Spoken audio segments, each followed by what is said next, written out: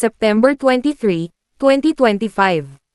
Shuvie Etrata, nagsalita na tungkol sa lumang post niya bilang DDS. Naglabas ng bagong pahayag si Shuvie Etrata upang bigyang linaw ang lumang post niya na may kaugnayan sa pagiging DDS.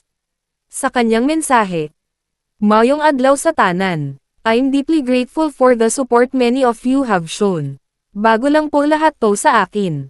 Kaya pasensya na po sa lahat ng na-disappoint at nasaktan ko. I understand that what I said in the past caused hurt to some and I take responsibility for it," ani Shuvie. Ayon sa aktres, pinipili niyang umiwas sa mga diskusyon tungkol sa politika dahil masyadong divisive ang usaping ito.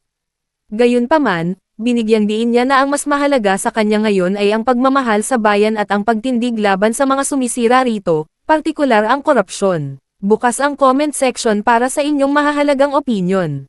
Panoorin ang nasabing video. Nakahilak niyo ko gabi, i-empat manggog ko. Like, sa among lugar, no? Dako makain na tabang si PRRD good. Like, ang drugs yun guys, dako kayo na siya nga thing. Ambot lang ninyo, pero pasalamat yun ko kay Duterte. Kasi mas, ako no, para sa akin talaga guys, na ano talaga na ano kasi ako ni Bongbong na budol.